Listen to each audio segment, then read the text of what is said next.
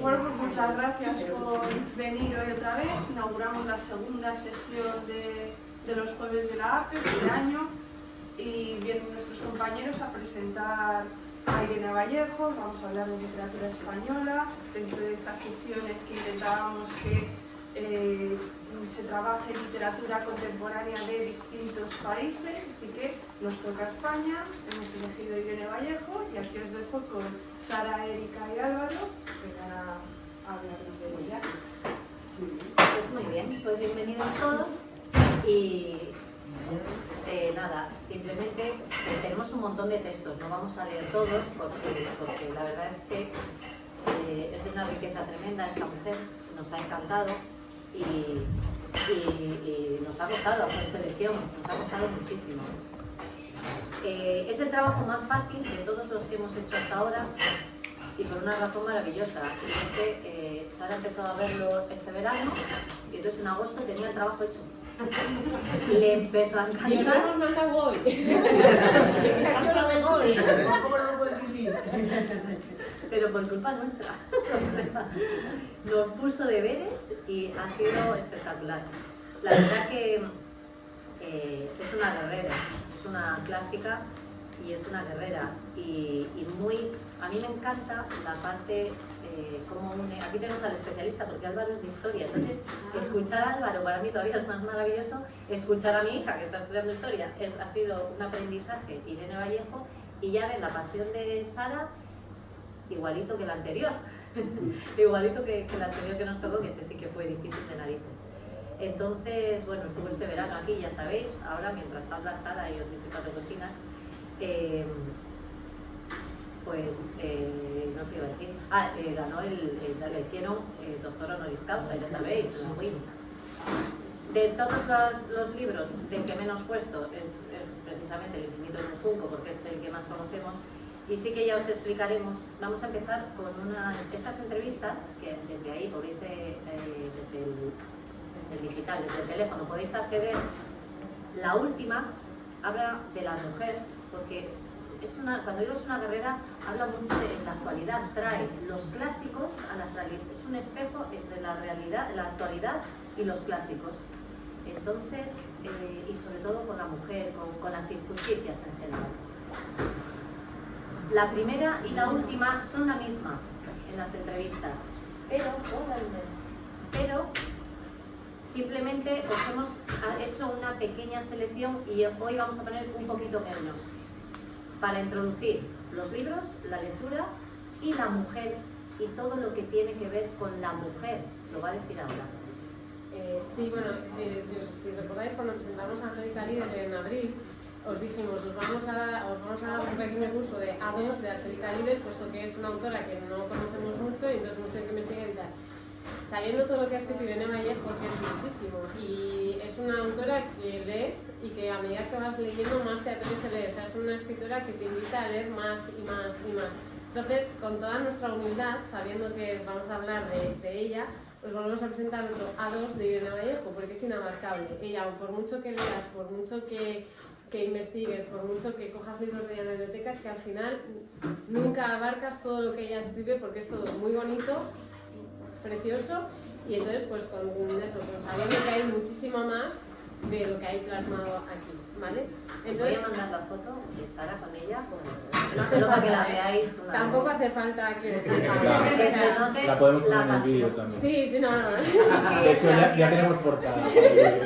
Entonces, bueno, mira, simplemente por introducir así un poquitín a Irene, ella siempre hace como esa metáfora, ¿no? De que las palabras, de que los textos, habla mucho de las historias, de lo bonito y lo importante que es contar historias, que siempre, desde tiempos inmemoriales, se han contado historias, y eso siempre es lo que prevalece cuando ya no estamos aquí y con el paso del tiempo. Y eso ella siempre dice que no sabe coser, pero que lo que son las historias son palabras entrelazadas entre ellas y cosidas entre ellas. Y de eso habla en esta entrevista y os vamos a poner un pequeño fragmento. Y si veis aquí, en esta parte, de la novela gráfica que la he traído aquí, bueno, la hemos traído aquí, hace referencia precisamente al infinito en un junco, la novela gráfica, referencia a esas tejedoras, y ella hace la metáfora con las tejedoras de las palabras. En este caso, tejedoras de hilos, pero tejedoras de palabras. Entonces, bueno, pues Sin embargo, ellas han estado muy presentes, mucho más de lo que creemos. Quizá las primeras narradoras de historias, las más antiguas, fueran las mujeres mientras cosían, porque me llama la atención que haya tantos términos en común entre los textos y los textiles, ¿no? Que hablemos constantemente del nudo de una historia, del desenlace de la narración, del hilo del relato, de bordar un discurso, de urdir una trama, y así son infinitos los términos en los que relacionamos coser y narrar. Mi teoría, mi hipótesis es que las mujeres fueron las narradoras por antonomasia en los primeros momentos de la oralidad, y al mismo tiempo que cosían se contaban cuentos, se contaban sus emociones, se contaban sus historias, y por eso utilizaban las metáforas de la costura, del telar, de lo que tenían entre sus manos en ese momento, porque esas son tareas específicamente femeninas. Así que claro, ella hace referencia a una época en la que el hombre se dedicaba quizás a la caza, quizás a otras tareas, y las mujeres eran las que cosían y las que hablaban entre ellas. Entonces ahí es el origen un poco de dónde surgen las historias, de dónde surgen los primeros cuentos, de dónde las que también tradicionalmente contaban el cuento a su hijo antes de ser a cama, que ahora afortunadamente todo eso ya está cambiando, ¿no? Y hay muchos padres, ¿verdad, Álvaro?, que le cuentan los cuentos a sus hijos. Pero es ahí un poco el origen. ¿Por qué? Pues porque ella se remonta a los tiempos más iniciales para descubrir el inicio de la escritura y el inicio del libro, como es el infinito en un junco, de dónde surge, del junco, del pergamino y un poco de las historias, ¿no? Entonces aparece mucho eso, y la figura de la mujer la pone muchísimo en valor, bueno, de la mujer y del hombre también, ¿eh? O sea, no, pero mucho un poco ahí en la esencia de las historias. Entonces, para abrir boca, lo que hemos hecho es empezar con un cuento. Ella ha escrito 2 cuentos preciosos y que os invitamos a leer enteros porque son muy bonitos. Y el primero es El inventor de viajes. Entonces lo que vamos a hacer es leeros una primera parte del cuento y acabaremos nuestra tertulia con la última parte del cuento, de manera que se cierre, ¿de acuerdo? Entonces Álvaro es el que va a leernos la primera parte del cuento del inventor de viajes, que es un cuento infantil basado en las historias verdaderas del clásico grecorromano Luciano de Samosata, que narra las disparatadas y divertidas aventuras de una vida viajera por mundos imaginarios. Esa viajera es ella, ¿vale? Llena de criaturas fantásticas como los calabazapiratas y los churrasqueros, y ambientada en escenarios que incluyen desde la luna hasta un bosque dentro de una ballena. Si algún día leéis este cuento, a mí me recordaba, y a Erika también, lo hemos hablado, a muchos cuentos tradicionales que a nosotros nos han contado, y ella, yo creo que dentro de ese imaginario sale entrar en una ballena, sale lo mismo. Tiene una cosa este cuento que a mí me chifla, y es que yo me lo imagino cuando ella lo escribió siendo narradora, siendo la que le contaba, porque está lleno, es como una locura de inventar animales fantásticos, mezclar todos estos cuentos tradicionales de repente ahí, como si le fuesen surgiendo ideas, mientras se inventaba, seguramente contándoselo a sus hijos, y luego pues habrá grabado, yo me lo he imaginado así, lo mismo no, se habrá grabado y lo ha escrito. Lo tenemos por ahí para que veáis. Sí, hemos traído alguno de los libros, sobre todo los que tienen imagen, o los que son un poco diferentes. La verdad es que no hay tantísimos libros, hay muchísimo escrito porque tiene todos los ensayos, bueno, algunos que os vamos a leer y da para mucho, pero libros son X, o sea, nos hemos hecho con todos porque merecía la pena. La verdad es que merece la pena, y para los alumnos que analicen, que los comentarios de esto, juego en clase, con los ya avisamos. Sí. Te voy a contar un viaje que jamás hice. Me he inventado mis aventuras de principio a fin porque soy una embustera redomada. Me juego lo que quieras. Cuando relate mi historia te vas a quedar con la boca abierta por la sorpresa y dirás que no se parece a nada que tú conozcas. Pero hay algo que ya sabes. Estoy segura de que lo sabes. Con la fantasía se llega a lugares muy lejanos, como si voláramos. Con las alas del pájaro más grande del mundo se llega a unos lugares tan lejanos y tan extraños que ni siquiera existen. Gracias a la fantasía de este cuento podrás ver con tus propios ojos islas y astros, peligrosísimas batallas y sorprendentes seres monstruosos que te harán reír.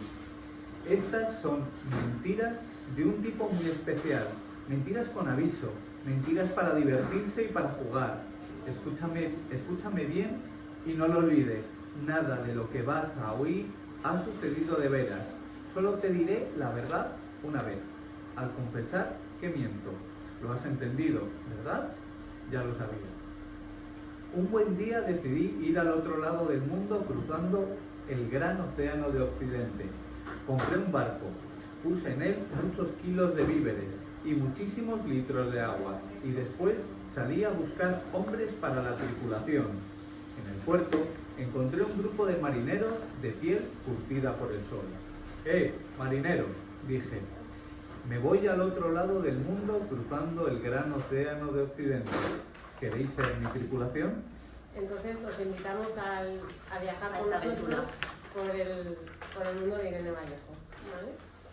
Y bueno, vamos a empezar con un primer artículo que a mí personalmente me fascina, que se llama Me erotiza la gente buena, y que hace alusión a eso que dice, esa frase de Gloria Fuertes, ¿vale? Entonces, bueno, ya veréis que vivimos en un mundo en el que, por desgracia, muchas veces tiene un resultado más eficaz el ser peor persona, y la bondad se ve como una debilidad, ¿no? Entonces, de ahí la frase me erotiza la gente buena.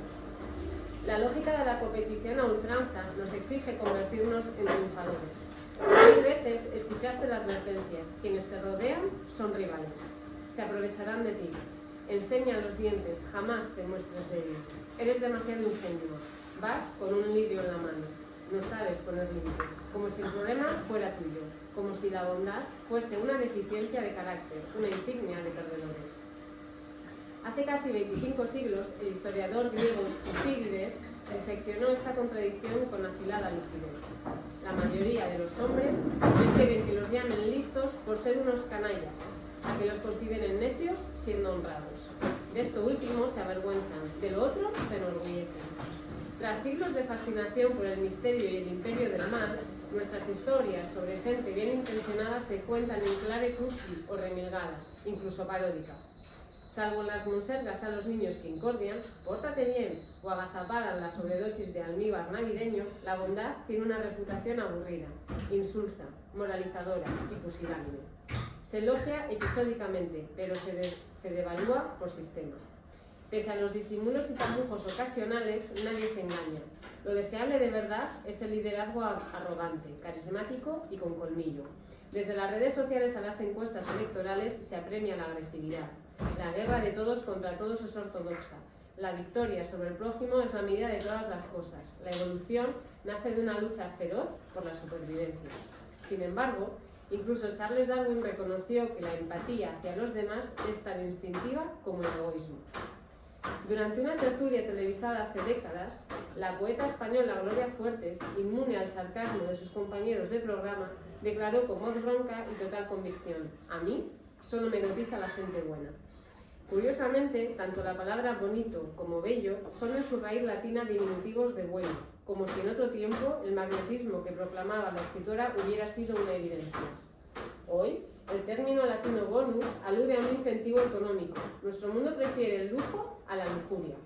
Solo en su acepción dineraria parece alcanzar la bondad de su perdido prestigio. En esta época, zarandeada por la incertidumbre, la avalancha de pronósticos apocalípticos y los diagnósticos fatalistas nos empujan a fijarnos mejor en lo peor. Sin embargo, a nuestro alrededor, mucha gente es buena a diario, sin que nadie parezca advertirlo o agradecerlo. La teoría de la competencia descarnada desacredita aquello que hace funcionar el mundo: los cuidados gratuitos a hijos, ancianos y enfermos. Las personas se empeñan en sus quehaceres y sus trabajos, las pequeñas virtudes escondidas fuera de todos los focos. El filósofo Séneca, asmático desde la infancia en su Córdoba natal, vivió marcado por la salud débil y la necesidad constante de asistencia para afrontar sus achaques. Perdonadme un segundo.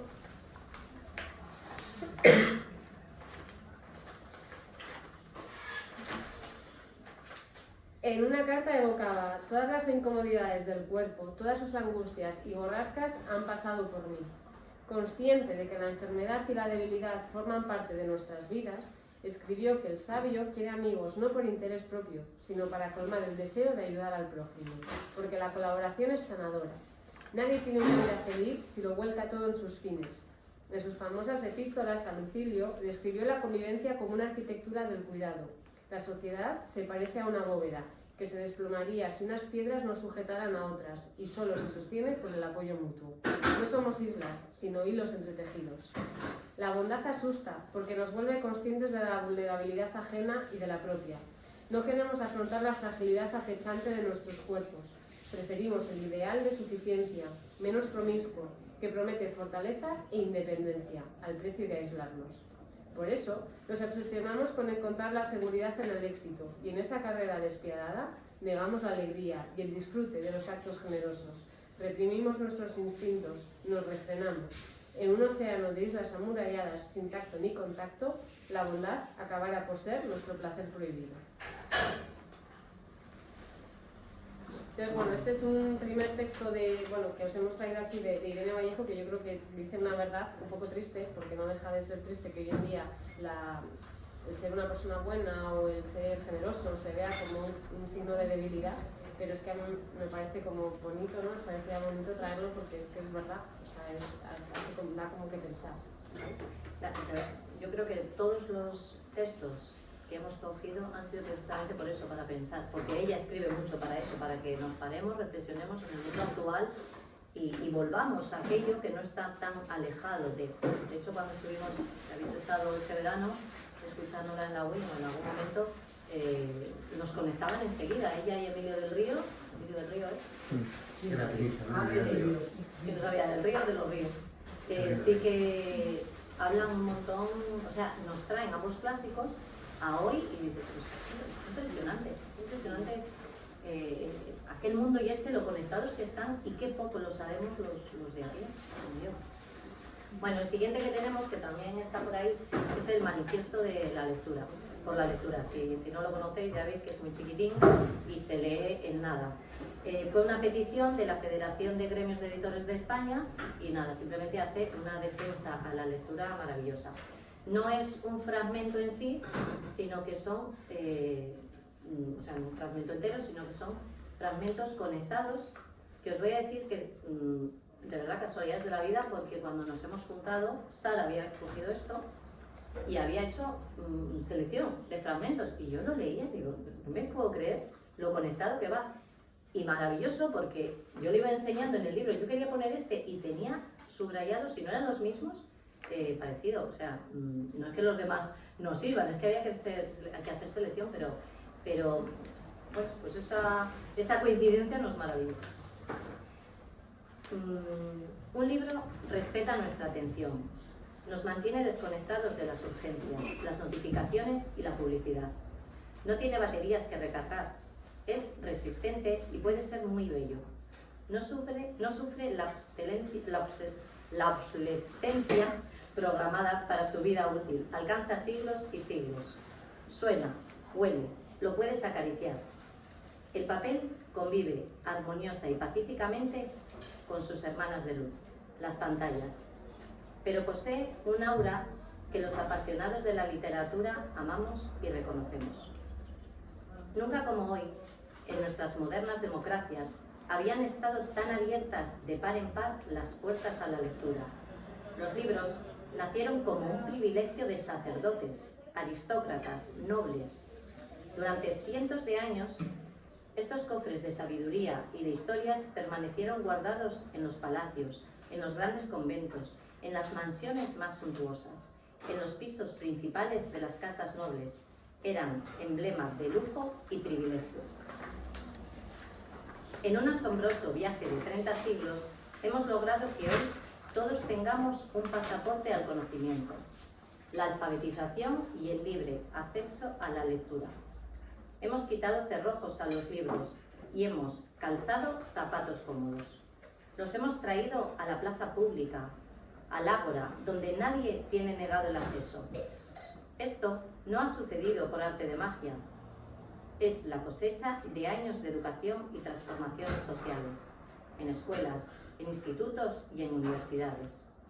en editoriales que crean libros de bolsillo para todos los bolsillos, en las imprentas, en las librerías a pie de calle, en bibliotecas de barrio, en escuelas rurales, desde las misiones pedagógicas a la feria y fiestas donde las letras toman el sol, desde el impulso público al minucioso entusiasmo de las empresas que nutren la cultura, del tesón de incontables maestras anónimas a los dormitorios donde los niños cierran los ojos acunados por un cuento.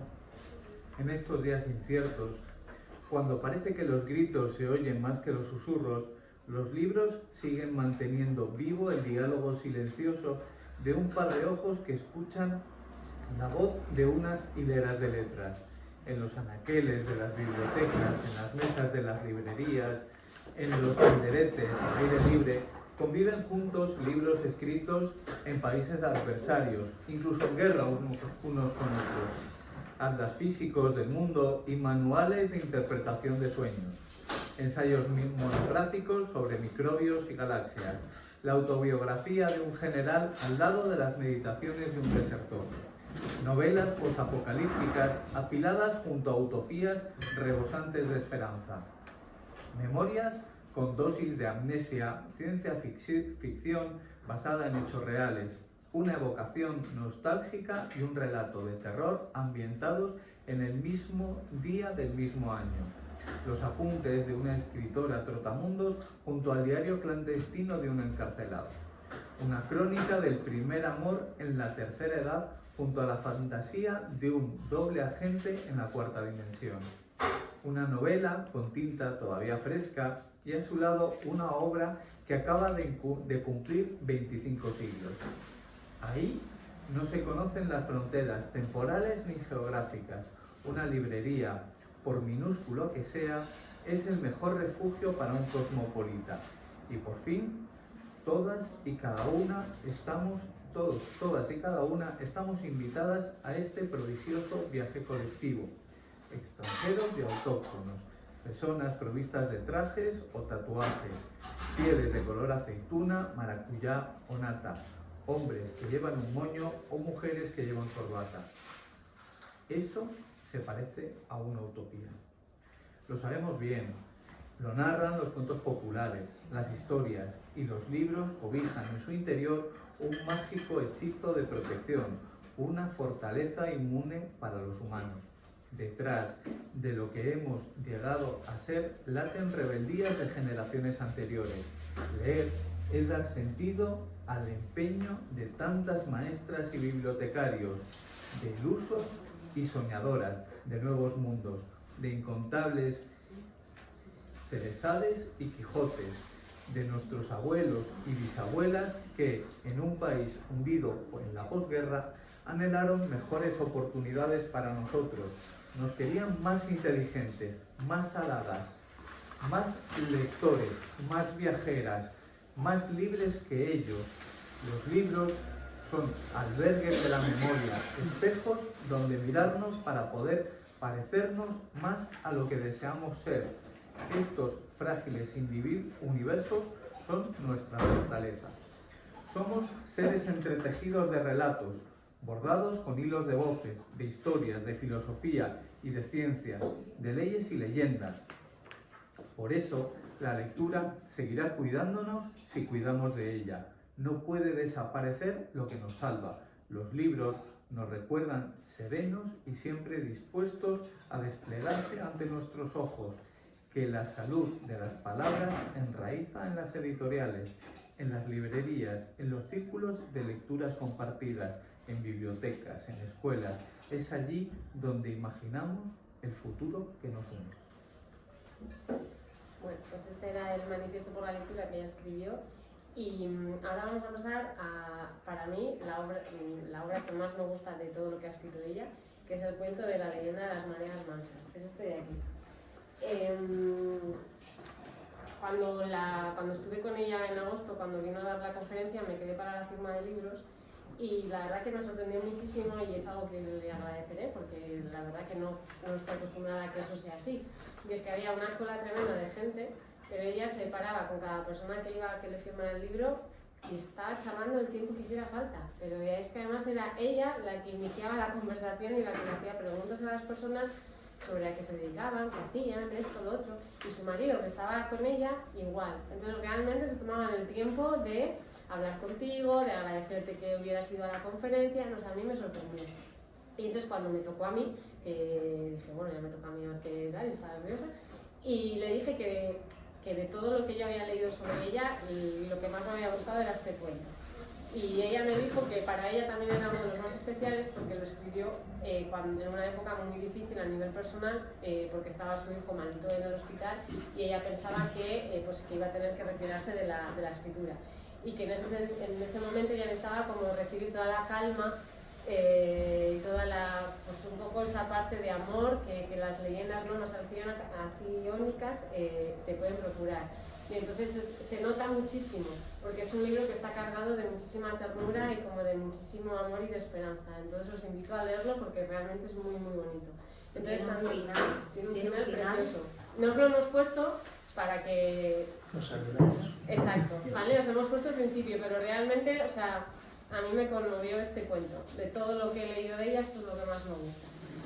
Entonces, bueno, pues está basado en la fábula de Ceyx y Alcione de las metamorfosis de Ovidio, ¿vale? Y ahí rescata, al igual que en el otro cuento, también recurre a clásicos que adapta, pues ella aquí se basa en esa fábula para escribirle un cuento a su hijo y también, sobre todo, a ella misma para tener un poco ese halo de esperanza y de amor. Entonces, le pido a Roberto que él sea Ceyx para que escuchéis dos voces y no solo la mía en el cuento. Entonces, bueno, el cuento empieza así, el primer capítulo. Esta es una ilustración que, bueno, vais a ver en el cuento, ¿vale? Que os hemos puesto ahí. Si te acercas a la costa en una clara mañana de diciembre, cuando reina en el mar una calma que parece mágica, algún anciano sabio te hablará de los días alciónicos, la paz en medio de las tempestades.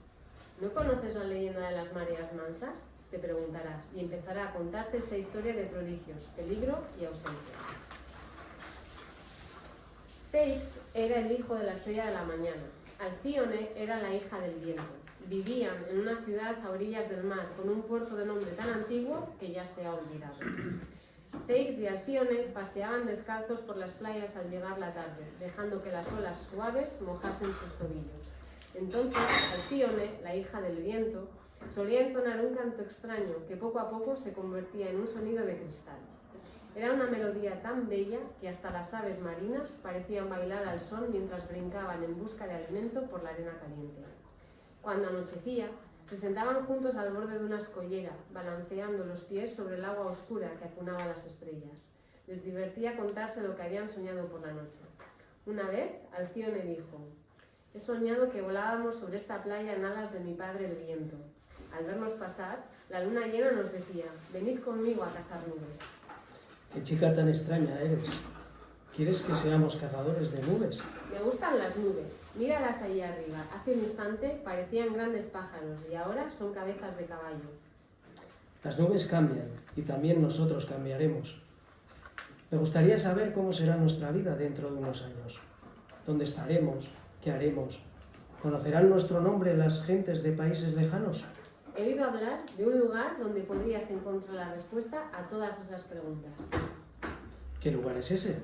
El oráculo.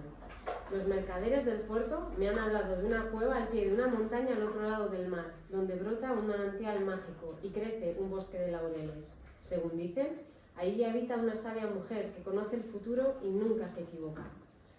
Viajaré al oráculo. Es una navegación muy peligrosa, Ceyx. Pocos han vuelto con vida. Pero Ceyx ya no escuchaba. Se había apoderado de él la fiebre del viaje. De verdad que os recomiendo que lo leáis, porque es precioso. O sea, es muy, muy bonito. Bueno, el siguiente libro que hemos escogido es El futuro recordado, que es yo creo que de los primeros que, o sea, este y alguien habló de nosotros, los que más me engancharon a mí.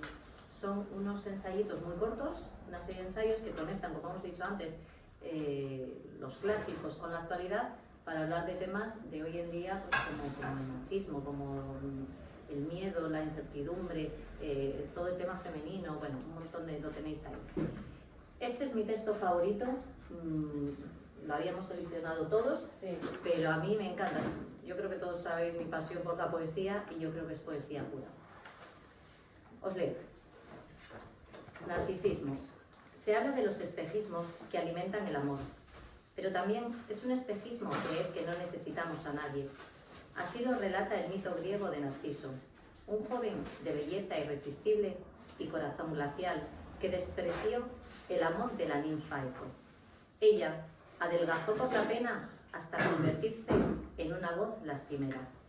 Pero antes de desaparecer en el aire, transformada en mera resonancia, pidió que también Narciso conociese un amor imposible.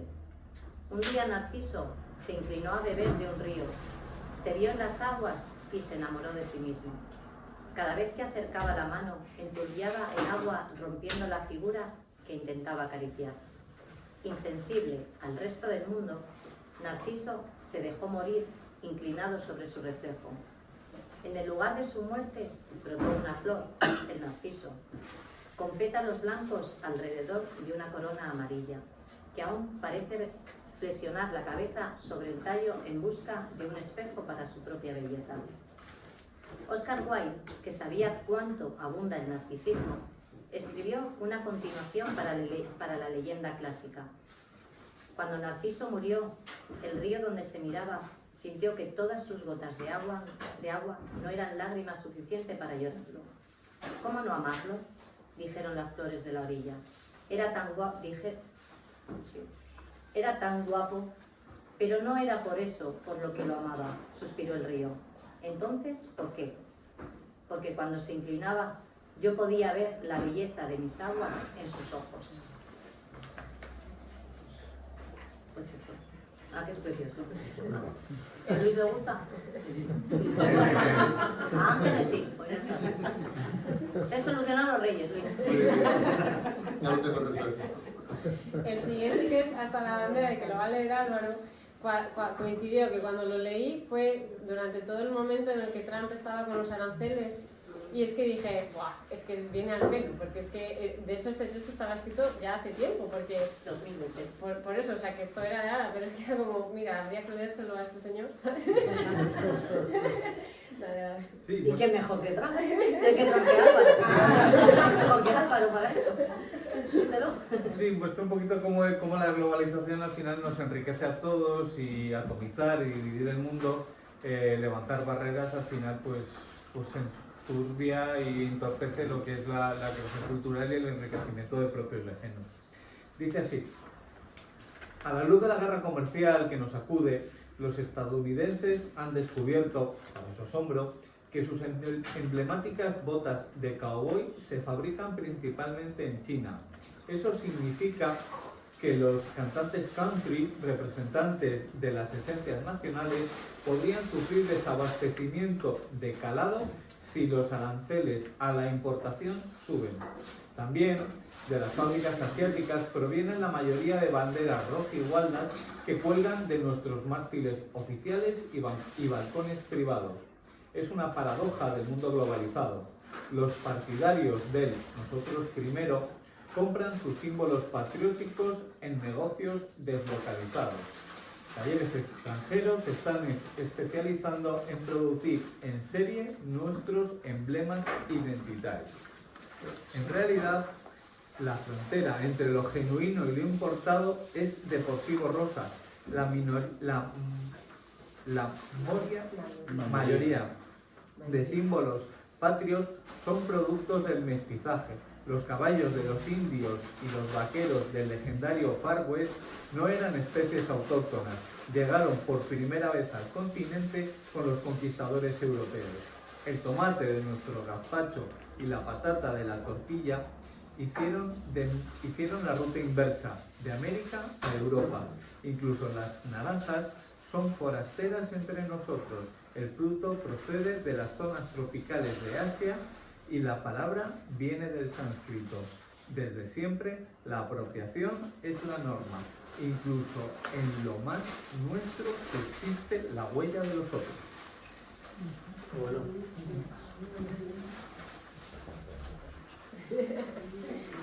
Y bueno, parece que lo demás ya nos lo Sí, contamos. Instrucciones para el rey de Inseparables son dos relatos que también están muy bien y que los hemos puesto, pero que no vamos a leer porque si no estaríamos aquí hasta las tantas, ¿vale? Entonces, estos os los ponemos ahí para que los leáis para vuestro disfrute. Y el de Inseparable va muy de la mano con el que yo voy a leer ahora, que es los sueños de mis fantasmas. Lo que he hecho ha sido coger un extracto del discurso que ella dio cuando la nombraron alumna distinguida de la Facultad de Filosofía y Letras de la Universidad de Zaragoza, ¿vale?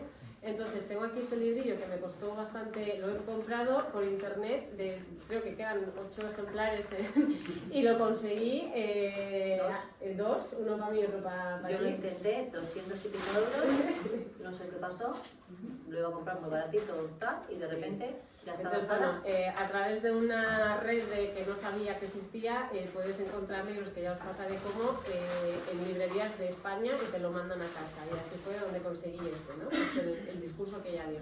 ¿Y cuánto costó? No, es que costó normal. Nada, costó nada, Sí, yo no había llega a dado. 10 euros. Si es que esto, nada, no llega a 10 euros. El Sí, es tema un era folleto, que sí, es casi Y, como un y folleto. estábamos las dos como para cogerlo, y yo no sé qué toqué, que desapareció, y cuando quería volver a entrar, 200 y pico, ya lo tengo yo, lo tengo Y yo fui por las Pues cógemelo. librerías de Santander y no lo tenían en ninguno. Y fui a la librería Gil y la chica majísima me explicó que hay una cosa que ahora no me acuerdo cómo se llama, pero que os pasa todos sus libros, exacto. Y me dijo, mira, me explicó cómo funcionaba, total, que lo he comprado, me parece que en Huesca, o en no sé dónde lo compré, me lo han mandado a casa. Digo, pues mira qué maravilla. Así que aquí está.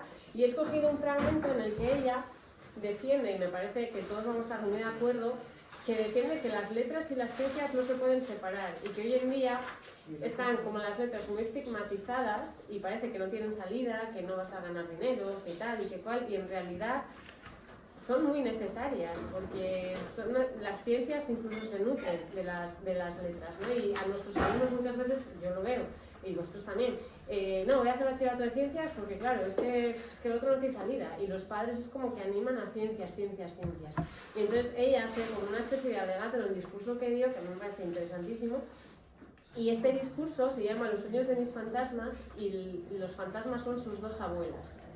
Ella en ese discurso agradece a sus dos abuelas y agradece en nombre de sus dos abuelas el poder haber ella estudiado en la universidad y ser hoy en día pues alumna distinguida que la hayan nombrado, porque ellas hubiesen querido estudiar, pero por los tiempos en los que les tocó vivir, pues no pudieron.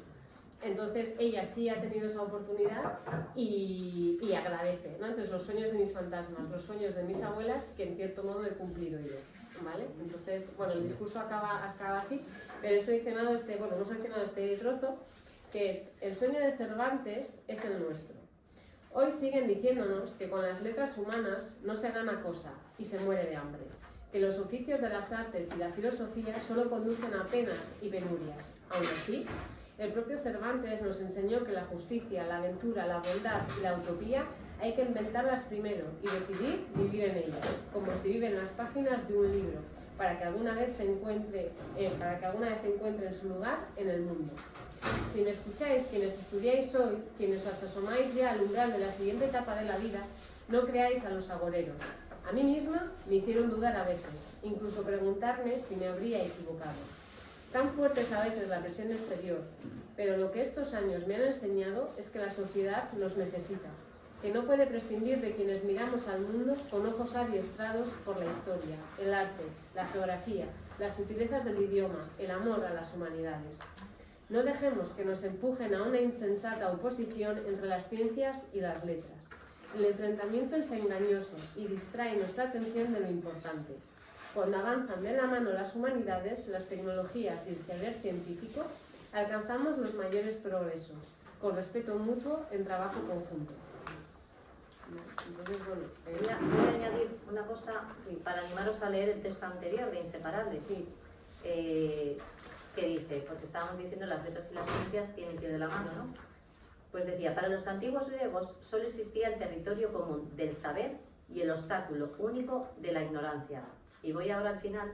Por eso deberíamos dejar de tomarnos estas divisiones al pie de la letra y a ciencia cierta. Que me parece ideal para acabar... que tienen que ir juntas. Sí, y para nuestros alumnos que es una guerra, todos tienen que ir a ciencias, parece que todos que aquí somos de letras, parece que les estamos obligando, porque ahí es donde van a tener trabajo y van a tener... El año pasado yo siempre les digo que una madre que era médico y otra después que también era de ciencias, ya no me acuerdo la carrera, me decía: Erika, me doy cuenta que soy una ignorante porque yo solo sé de lo mío, y cuando voy con mis amigos de lo que se habla realmente es de humanidades, es de todo esto. Así que, y con esta mujer me os cuento. Hay un artículo que yo creo que ha sido bastante famoso, de Manuel Vicé, después de una columna del País, que se titulaba Ser de Letras, que también va, imagino que, Sí, como suele hacer Manuel Vicente, pisa un poco la idea de otro, pero que va un poco de lo mismo, que es muy útil también para clase. sí. Luego lo mando por el grupo, que lo tengo por ahí. Genial. Bueno, el siguiente, vamos a saltar el orden para turnarnos un poco la voz. Es Alguien habló de nosotros, que es semejante al que antes hemos dicho del futuro recordado. Son también ensayos muy cortitos, unas columnas, bueno, que conecta el pasado con el ahora. Digo la continuación, pero este es de 2017 y el otro de 2020, con lo cual este realmente es el... Sí, es una primero. recuperación de sus columnas semanales en un diario de Aragón, ¿vale? Y han hecho un libro con todas las columnas que escribieron, ¿vale? Vale. Cuando digo que nos vamos a saltar el orden, el primero no le vamos a leer conversación, que lo voy a leer yo, y luego Sara continúa. Después. La semilla de los acuerdos necesita el terreno fértil de la conversación. Hablar es un arte que debemos practicar y perfeccionar durante toda la vida para aprender a exponer nuestros puntos de vista sin arrogancia, con serenidad, saliendo al encuentro del otro. Y, aún más difícil, llegar a ceder tranquilamente la palabra. Lejos de las tertulias broncas que abundan en televisión, la filosofía, injustamente relegada en los programas escolares, nos enseña cómo dialogar, esa asignatura siempre pendiente. En la antigua Roma, Cicerón, líder político y pensador, escribió: el que entabla una conversación no debe impedir a los demás entrar en ella, como si fuera una propiedad particular suya, sino que ha de pensar que, como en todo lo demás, también en la conversación general es justo que haya turnos. Las principales obras de Cicerón no eran ensayos concluyentes, sino diálogos a varias voces, en las cuales él desempeñaba solo un pequeño papel, y que terminaban sin un claro vencedor. Cicerón, gran conocedor de los entresijos del poder, dirigente ambicioso y a la vez enamorado de la filosofía, pensaba que lo más importante es el propio debate de ideas, que nos ayuda a encontrar islas de concordancia entre los océanos del desacuerdo. Ahora que vivimos tiempos convulsos, necesitamos personas capaces de conversar así, más preocupadas por usar la razón que por tener razón. Fantástico. Para usar en tutoría con los chavales en lengua, en un comentario de especialmente para el día de hoy, de la huelga. Sí.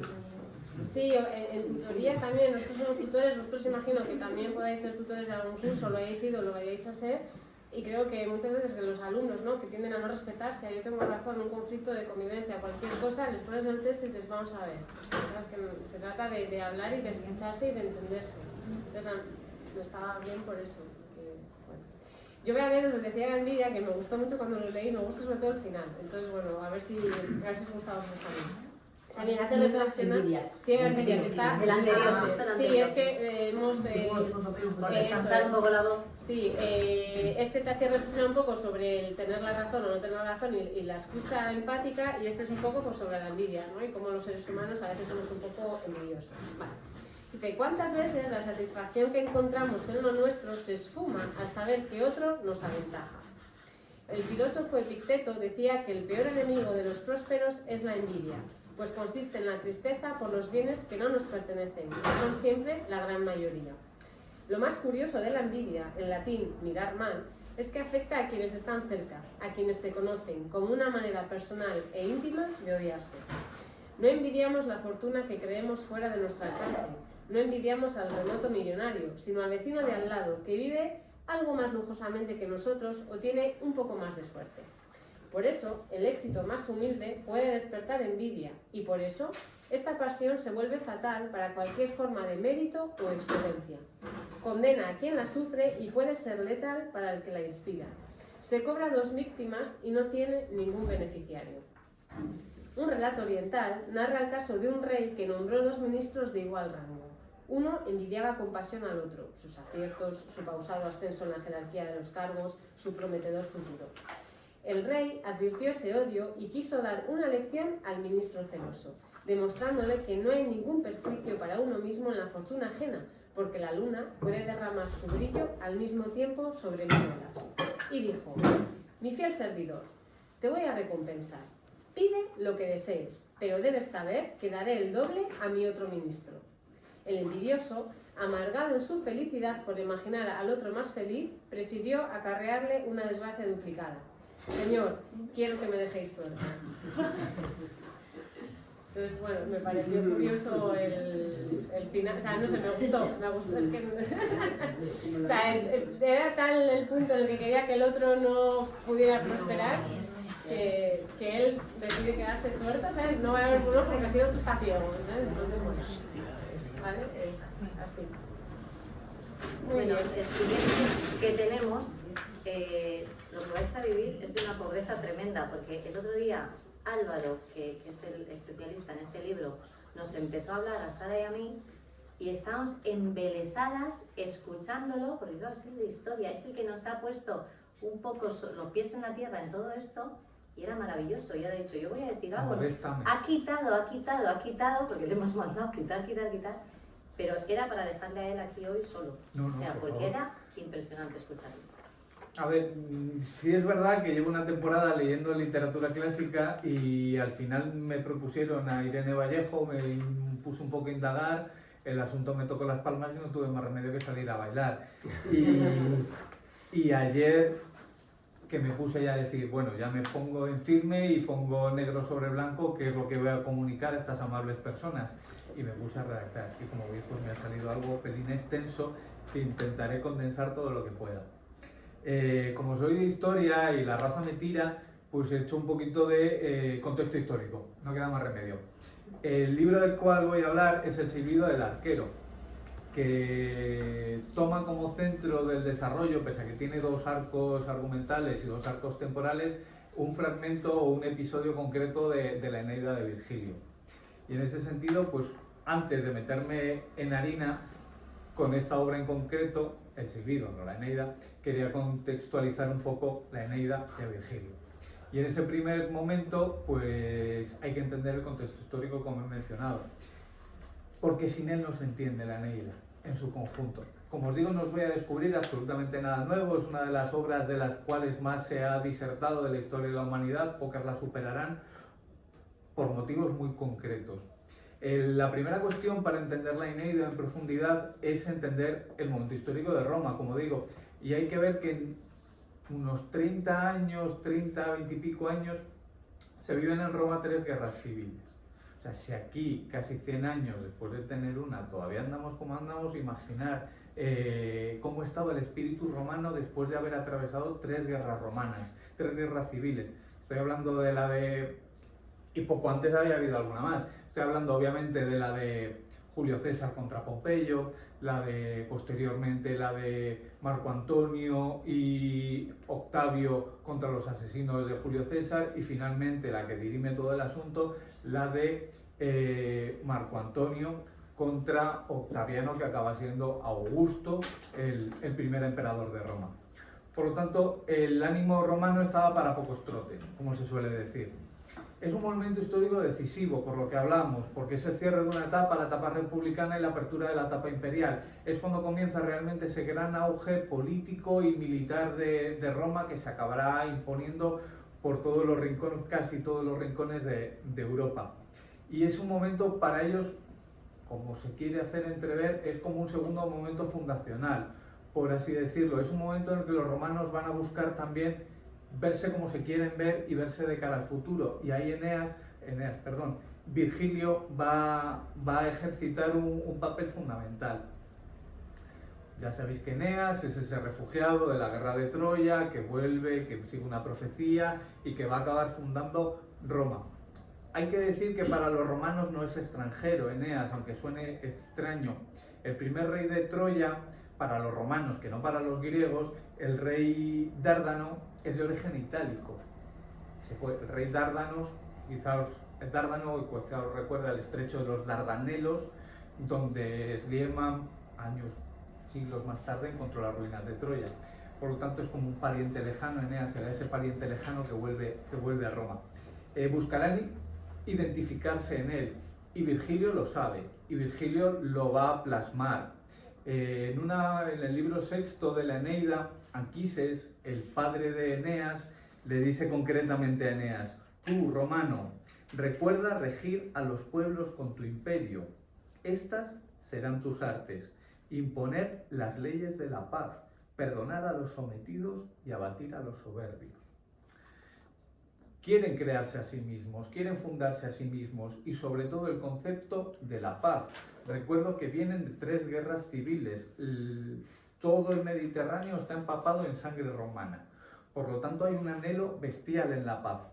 Y en ese sentido, a mí siempre se me había dado la visión de que Virgilio era, pues eso, un ser que hace propaganda de Augusto, un estómago agradecido, como se suele decir. Pero realmente, al comprender esto en su conjunto, yo me he dado cuenta que quizá sí Virgilio también veía ese anhelo de paz definitiva dentro de Roma, y se sumó al proyecto de Augusto.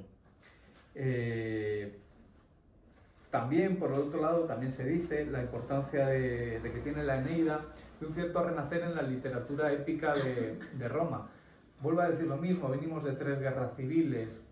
Quitando la conquista de las Galias de Julio César y los comentarios a las guerras civiles también de Julio César, no hay mucha épica de la que hablar. Nadie quiere regocijarse en décadas de baños de sangre entre romanos.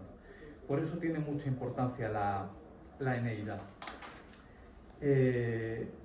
Después de hacer este breve contexto, metiéndonos un poquito en lo que sería la obra de Irene Vallejo, del Silbido del Arquero, la obra muy hábilmente va a plasmar esto en 2 arcos temporales. Por un lado, tenemos a Eneas, que recala con su tripulación en Cartago, donde allí conoce a la reina Dido, que Irene Vallejo la da el nombre de Elisa, y a su hermanastra Ana. Por otro lado, el otro arco temporal que maneja es el propio de Virgilio. Virgilio, que tiene sus titubeos antes de lanzarse a escribir la Eneida, y se siente como un ser ante un vértigo profundo, ante el calado del encargo que le hace el emperador Augusto. Es, como os digo, es una obra muy coral, es una obra muy perspectivista, donde cada personaje da su punto, da su perspectiva. A mí me recordó un poquito a Drácula, como pues cada personaje daba su punto de vista a través de cartas, epístolas, diarios, narraciones, incluso telegramas. Sin tanta riqueza, pero sí con esa riqueza que dan muchos puntos de vista distintos. Muestra unos personajes que yo creo que todos buscan algo. Eneas busca cumplir esa profecía de fundar Roma. Elisa, la reina Dido, busca lo que no tiene, una mujer guerrera, una mujer que está fundando una ciudad en un terreno hostil, busca un acompañante, alguien que reine con ella y que la dé cobertura. Y la hermanastra de la reina, pues lo que busca y encuentra en el hijo de Eneas es pues un compañero de juegos. Al final un niño siempre busca otro niño, y sobre todo cuando los contextos están de vuelta. En cuanto a cómo muestra estos personajes, bebe mucho de la épica, pero les da una épica muy humana. Se parece quizás a Eneas, tanto al Eneas de Virgilio como al Eneas de Irene Vallejo, se parecen más quizá a Homero, porque son seres que muestran sus sentimientos, que a un Aquiles de Homero, también puramente colérico y ansiando baño de sangre. Toca 3 temas, para mí, 3 temas principales, y el primero de ellos quizá es el que para mí más claramente se transmite, que es el de un guerrero que está hastiado de la guerra. Me recordó, no me acuerdo el nombre del autor, me recordó mucho al libro de Tormenta de Acero, creo que es el título, de un sargento de la Primera Guerra Mundial, de un soldado cansado de la guerra, un soldado cansado de la sangre, de la muerte y de todas esas aspectos que tiene la lucha humana que son tan poco elogiables. En este sentido os he seleccionado un fragmento que dice de la siguiente manera. Es una conversación que tiene Eneas con la reina y dice: ¿cómo responderás al ataque?, pregunta Eneas. Desearía evitar la violencia, pero debemos mostrar nuestro poder si queremos pacificar el territorio. Mis guerreros capturarán prisioneros en los poblados nómadas. Algunos serán entregados al suplicio para arrancarles una confesión. Venderemos a los demás como esclavos en los mercados de Oriente por el valor de las mercancías robadas. De esa forma, nuestros enemigos nos sabrán fuertes y volverá la calma. Pacificar el territorio, ha dicho Elisa con total serenidad. Sonrío ante la superioridad que se atribuyen los hijos de las grandes civilizaciones. He vivido esto. Sé que ahora os sentís furiosos y queréis resolver el conflicto a sangre y fuego, empuñando las espadas.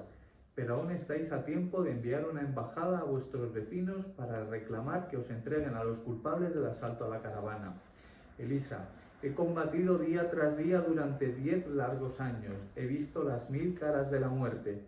Si queréis mi consejo, intentad evitar la guerra. El segundo tema que veo, que es muy interesante también, aquí variamos de la etapa ya del arco de Eneas al arco un poquito más de Virgilio, que sería el arte al servicio del poder. En este sentido hay un apartado, una reflexión que hace Virgilio, que está muy interesante, que es, como os digo, está divagando él, sintiendo todo el vértigo del encargo de Augusto, y dice: todos luchamos por la grandeza de Roma. La frase le retumba en la cabeza, pero duda si la ha oído de labios de Augusto o de su amigo Galo, quien la pronunció al consagrarse a la lucha política y dejar la poesía solo para tiempos de ocio. Fue precisamente Galo quien le presentó a Augusto y a su círculo. Cuando callan las armas y las palabras despliegan su fuerza, el poder necesita rodearse de hombres que sepan contar historias. Augusto lo comprendió pronto. Pronto empezó a pedir a sus protegidos que escribiesen un canto épico para el Imperio Romano. Poco a poco, sin saber cómo, quedó claro que el temible encargo sería para él. Se detiene junto a un mendigo mutilado que pide limosna en una callejuela.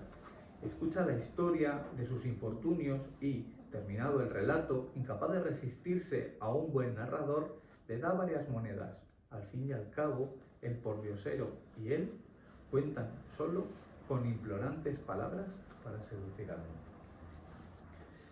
Finalmente, y yo con lo que voy a terminar, es con algo que creo que Irene Vallejo ha sabido plasmar muy bien, que es la contundencia y la importancia que tiene la obra de la Eneida en la civilización occidental y cómo esos mensajes son traídos al mundo. Virgilio no llegó a saberlo, pero ha escrito una obra más duradera que el propio Imperio Romano. No llegó a saber que a lo largo de los siglos niños y jóvenes aprenderán a conocer la silueta de las palabras y amar el fulgor del lenguaje en los versos de la Eneida. No llegó a saber que, generación tras generación, muchos leerán y amarán su poema en lenguas aún por nacer. Yo mismo podría recitar con mi perfecta memoria largos pasajes y considero un honor ser uno de sus personajes. Confieso que me gusta más la armonía de esos brillantes versos que la monótona y sobrevalorada música de las esferas. Para concluir, investigando un poco la figura de la Eneida y de Virgilio, me topé con una pequeña cita que se pronunció en la Sociedad Virgiliana de Londres en 1944, imaginaos también el contexto, evidentemente también de guerra, y la pronunció el poeta T.S. Eliot sobre qué es un clásico, y tiró directamente de Virgilio, pero sin ambajes, y creo que esa trascendencia que le daba este poeta a Virgilio y a la Eneida, Irene Vallejo la ha sabido representar muy bien.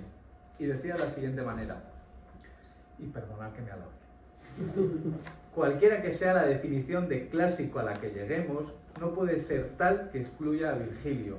Podemos decir sin titubeos que da cuenta explícita de él. Solo en Virgilio se dan aquellas características que definen a un clásico: la madurez de la época, la madurez de costumbres, la madurez del lenguaje, la madurez del estilo y la catolicidad, entendida en el sentido griego de la palabra como universalidad. El héroe de la Eneida es un héroe muy especial, es de principio a fin un hombre del hado, un hombre que cumple su destino, no por compulsión o por decreto arbitrario, y ciertamente no por afán de gloria, sino rindiendo su voluntad a un poder más alto que los dioses que lo obstaculizan o lo conducen. Habría preferido quedarse en Troya, pero se convierte en un exiliado. Se exilia por un propósito cuya grandeza no puede conocer, pero que reconoce. En el sentido humano no es un hombre feliz, ni es un hombre exitoso. Virgilio está en el centro de la civilización europea, en una posición que ningún otro puede compartir o usurpar, porque es el símbolo de Roma. Y, como Eneas es a Roma, la antigua Roma es a Europa. La profundidad y el calado y el peso que tienen estas palabras, yo creo que Irene Vallejo las ha sabido transmitir a la perfección con el silbido del arquero. Yo no tengo más que decir. Bueno, y ya vamos a ir cerrando con los últimos fragmentos que nos quedan. Si Sara tenía un libro preferido que era Las mareas mansas, Álvaro tenía, ya habéis visto, El silbido del arquero, este es el mío. La mañana descalza a mí me apasionó el minuto 1, tanto que le llevo todos los días conmigo, releo y vamos. Es un libro espejo en el que Irene Vallejo reflexiona a su estilo. Es un libro que lucha o que demuestra la lucha de la mujer, el ejemplo de las antiguas amazonas, o coge como hilo de las antiguas amazonas. Bueno. Sí, ella dice que los personajes de los cómics actuales de Marvel, o sea, todas nuestras heroínas actuales, en realidad tienen su origen en las antiguas amazonas. Y entonces es un poco, escribe sobre el poder de la mujer y de la feminidad, pero demostrando que ya en los inicios ya había superheroínas. Wonder Woman es una amazona, ¿no? Efectivamente. Sí. Bueno, como he dicho, es un libro espejo porque es la obra narrativa, y es el ejemplo que hemos puesto aquí, de Irene Vallejo, y un poema de Inés Ramón.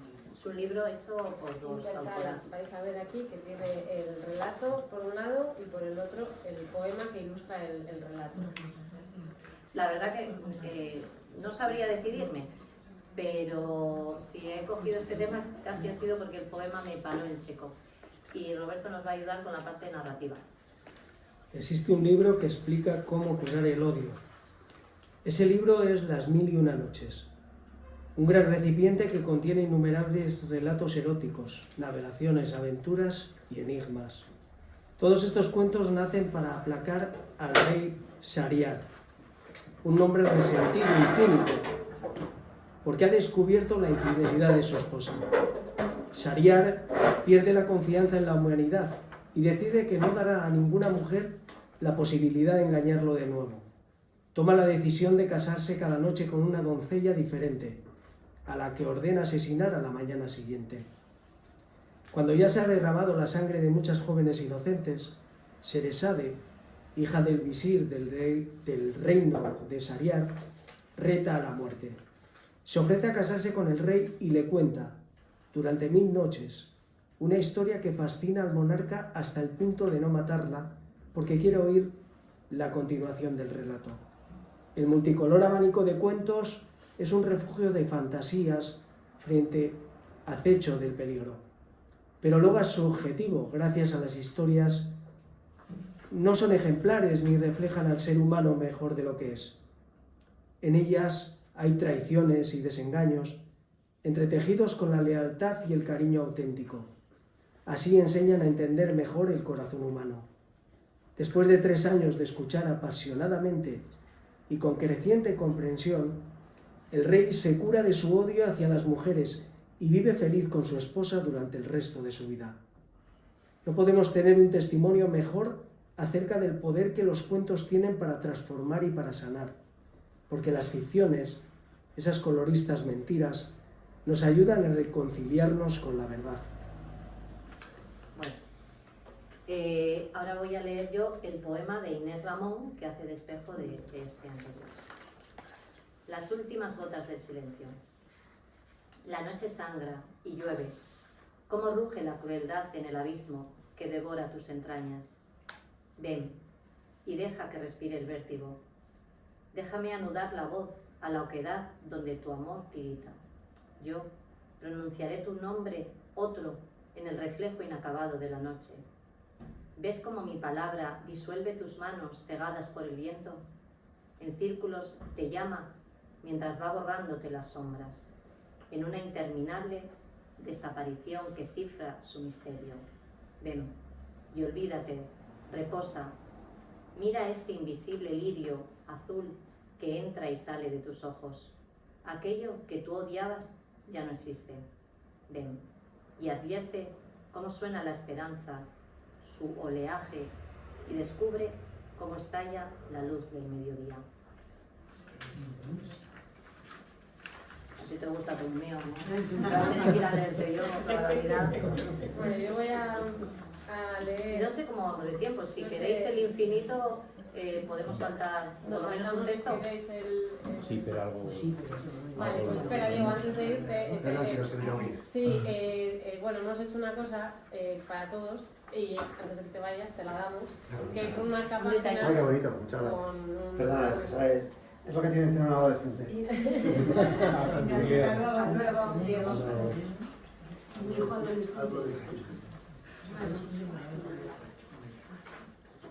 Bueno, elegimos uno de los dos textos, si quieres, Sara, y este simplemente os hemos puesto que el texto y la versión, la parte de la novela gráfica, del ensayo gráfico en este caso, aquí, para que podáis... El infinito en un junco es una novela, pues eso, es una novela de ensayo, mejor dicho, sobre el inicio del libro. Hasta luego. Toma, también.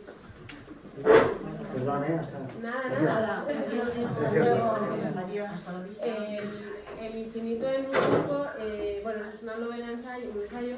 Y bueno, yo cogí la versión ilustrada, que es que te va ilustrando toda la novela. Entonces está súper bien, ahora os lo paso, y hemos puesto de los fragmentos, pues de uno hemos cogido en la parte que está ilustrada. El ensayo entero está ilustrado entero, pero bueno, nos hemos cogido del fragmento la parte que lo ilustra. Y al principio teníais la otra parte de las tecedoras. Exacto. También, está sacado de aquí. Yo recomiendo esta versión, porque yo tengo la versión más chiquitina y la verdad que no tiene color. Está bien, la verdad que está muy bien. Las ilustraciones es son económico, bonitas, además. son chulas, o sea, está muy, a mí me gusta mucho. Y O sea, te este ayuda mucho libro en- han sido 21 o 22 euros, porque lo he cogido ayer para un regalo antes de ayer. Sí, o sea, por ahí. O sea, que Y la verdad es que merece la pena. Sí. Entonces, ya no, ¿qué es? ¿El de que es un clásico o el del mundo perdido de el que es un clásico? Venga, pues leo este. Los clásicos son grandes supervivientes. El lenguaje ultracontemporáneo de las redes sociales, podríamos decir que su poder, su riqueza en términos censales, se mide en el número de sus seguidores. Son libros que siguen atrayendo nuevos lectores, 100, 200, 2000 años después de ser escritos.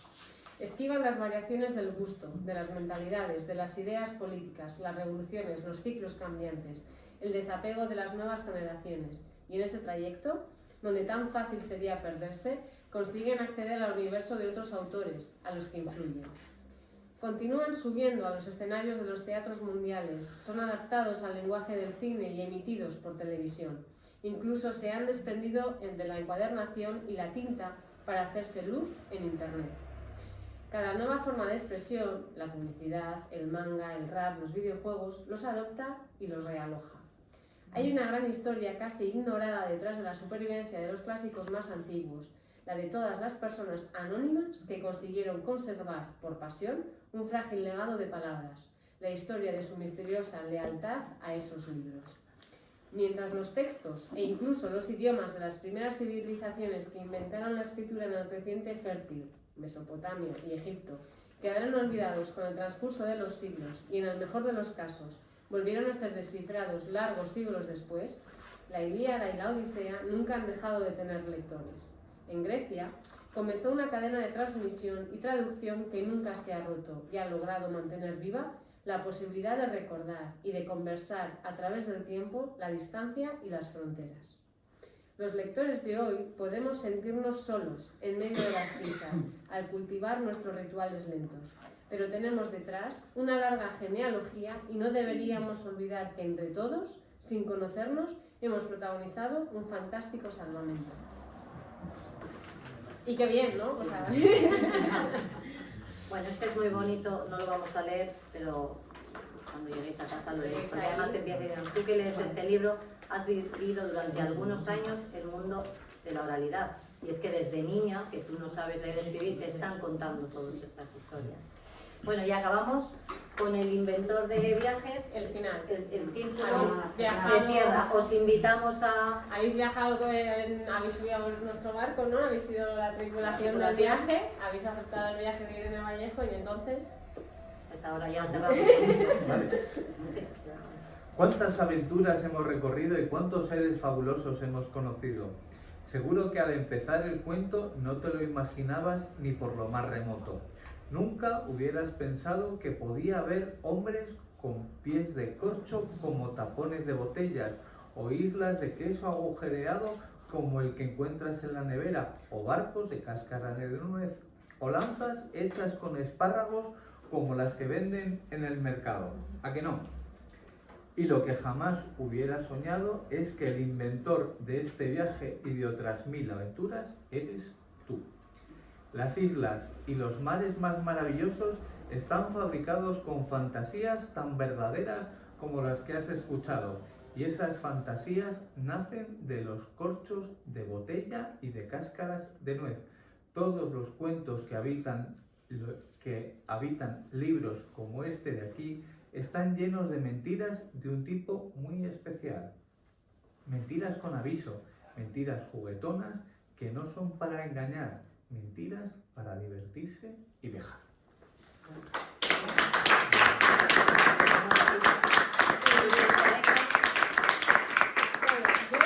Me estoy haciendo vieja y mayor, me estoy dando cuenta. Yo también. Que cada día veo menos de cerca. O sea, es una cosa extraordinaria esto de tener que alejarse así las cosas para verlas. Entonces, he dicho que esto para no te quería dejar más. Entiendo que lo leo. Sí, os hemos hecho esto y ahora pues nos hemos dado cuenta, es que yo tengo muy poca luz. Claro, que no vemos nada.